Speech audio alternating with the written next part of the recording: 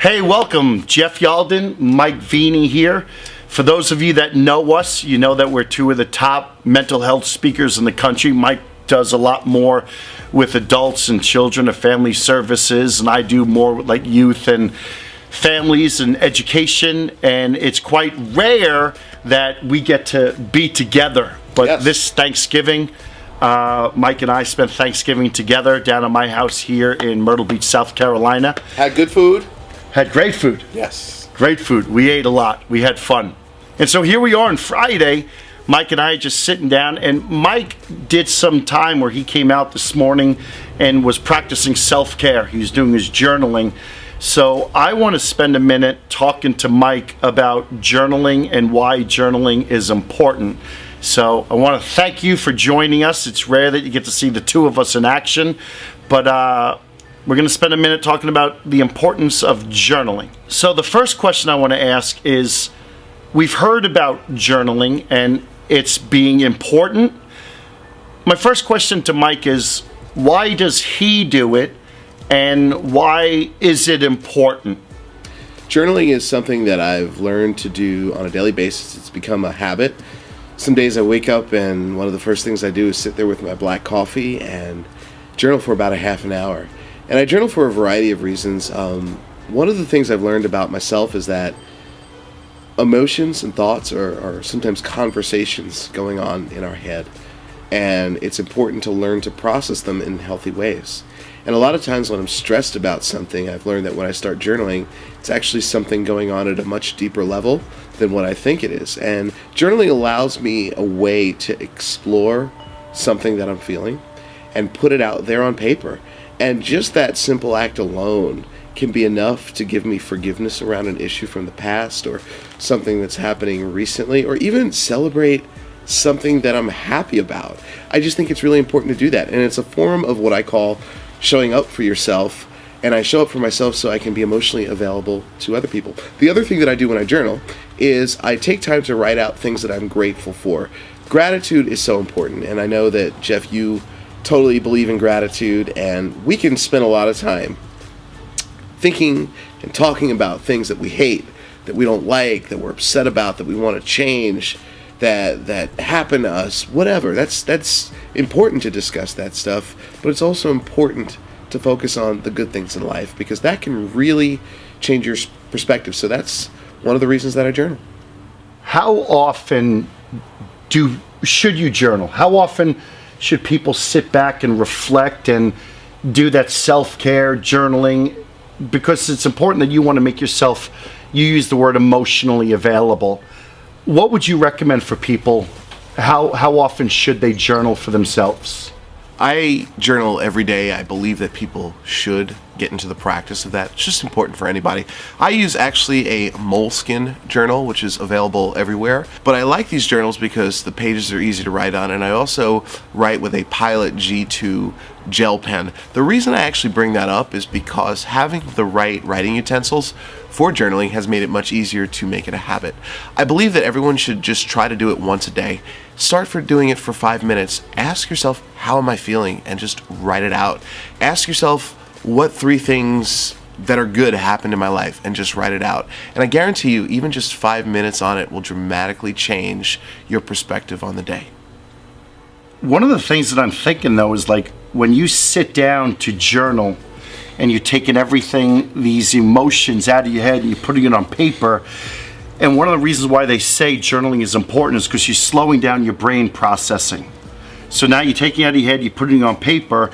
Do you ever find that this process can become emotional?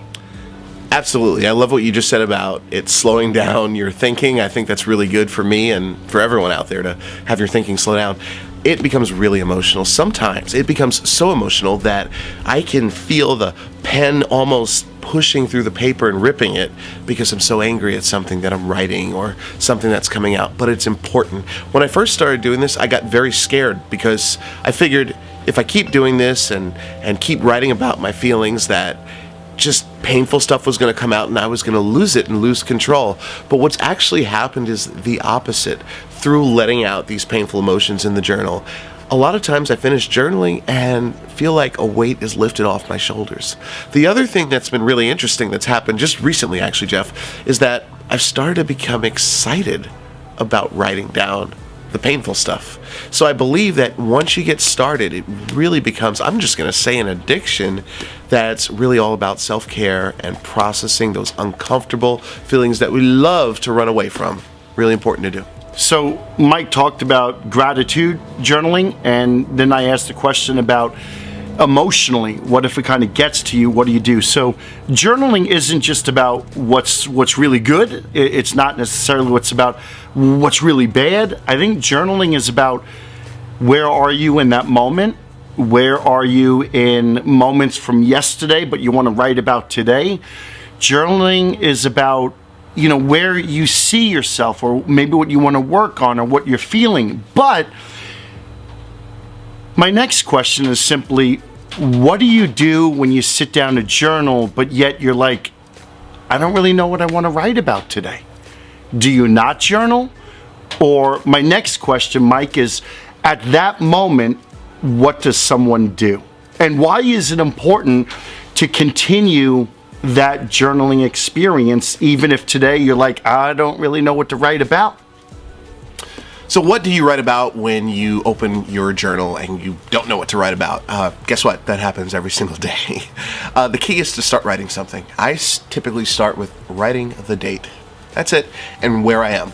For me, I fly a lot. So a lot of times going from New York to Los Angeles, I love to put in NYC to LAX. And I learned that from Michael Hyatt. And just simply writing the date and where I am can actually be all I need to get the process going, because once you start actually writing, things just come out of you. It's almost as if the journal magically writes itself. I love that about journaling.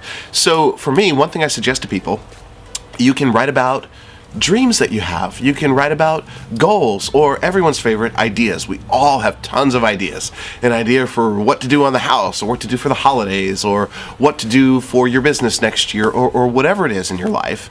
I think it's important to write those things out and get them off of your mind to something that's tangible. And you'll be surprised, the more you start doing that, things that you want to happen in your life. So forget about processing mental health issues, emotions, depression, anxiety. Forget about that for a second. Forget about gratitude. The simple act of just writing stuff down that's on your mind will also allow you to have your ideas manifest into something, and to work out maybe challenges that you're having at work, or a problem that you're trying to solve. So I think it's important just to do it, not just for gratitude and emotions, but also for your ideas and dreaming. Well, my friends, there you go. And it's funny because as Mike was talking about that last segment, journaling, I went on Amazon and I thought, you know what? I do need a new journal for myself. So it's going to be delivered tomorrow, and I'm going to get back into the habit of journaling. My friends, don't be afraid to write down what you're happy about.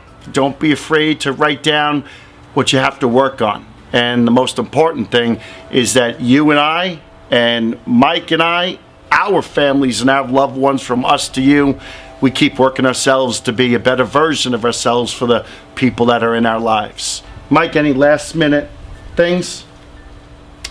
I just want to say thank you for watching this. And in the comments below, if you would like to share maybe what you have learned about journaling and how it's affected your life, we'd love to hear that. Any ideas that you have for any of the viewers on how to get started journaling would be great, and what type of journal you use, let us know about that. So thank you so much for being here today. Take care, my friends.